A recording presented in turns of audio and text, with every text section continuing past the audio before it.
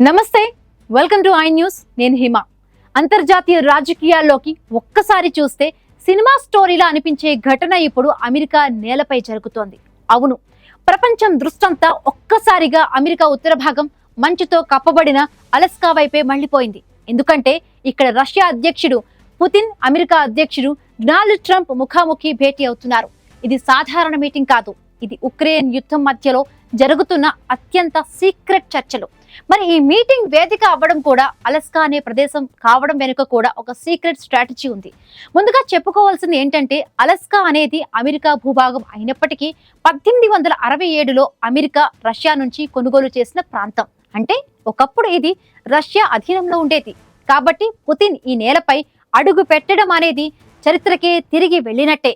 ఈ భేటీ కోసం అలస్కా మొత్తం ఒక మిలిటరీ జోన్ గా మారిపోయింది. ఒకవైపు America secret service, navy seal కమాండోలు, ఎయిర్ ఫోర్స్ జెట్స్ ఆకాశంలో రెక్కల విప్పుతూ ఉంటే, మరొక వైపు పుతిన్ తో వచ్చిన Russia special forces, armoured vehicles, K9 dog squads ప్రతి వీధిలో గస్తీ కాస్తున్నాయి. సాధారణంగా అమెరికా నేలపై విదేశీ సైన్యం ఉండడం అసాధారణం.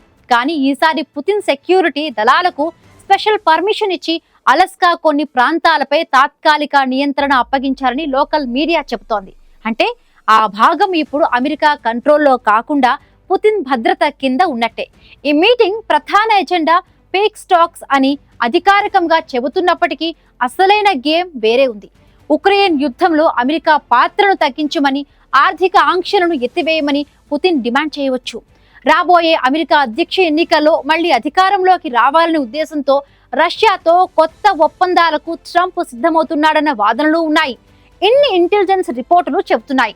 ఈ మీటింగ్ లో ఉక్రెయిన్ భూభాగ విభజన, ఆయుధ సరఫరా నియంత్రణ, ఇంకా అమెరికా రష్యా ఆర్థిక భాగస్వామ్యం వంటి కీలక అంశాలు చర్చ కాబోతున్నాయని, ప్రస్తుతం అలస్కాలో సాధారణ పౌరులకు అనేక ప్రాంతాలు పూర్తిగా మూసివేయబడ్డాయి. ముఖ్యమైన హైవేల మీద చెక్ పోస్టులు, పోర్ట్స్ లో నేవీ షిప్స్ మోహరింపు, ఎయిర్పోర్ట్స్ లో ట్రిపుల్ లేయర్ సెక్యూరిటీ, ఇవన్నీ జరుగుతున్నాయి. కొన్ని చోట్ల డ్రోన్ ఫ్లైట్స్ నిషేధించబడి మీడియా కవరేజీపై కూడా పరిమితులు విధించబడ్డాయి. ఇది కేవలం అమెరికా రష్యా మీటింగ్ కాదు, ఇది భవిష్యత్తు ప్రపంచ రాజకీయ సమీకరణాలను మార్చే నిర్ణయాల వేదిక కావచ్చు.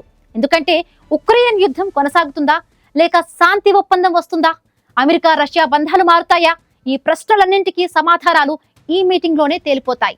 ఈ మీటింగ్ అలస్కాలో జరుగుతున్నప్పటికీ సిగ్నల్స్ మాత్రం ప్రపంచానికి వెళుతున్నాయి.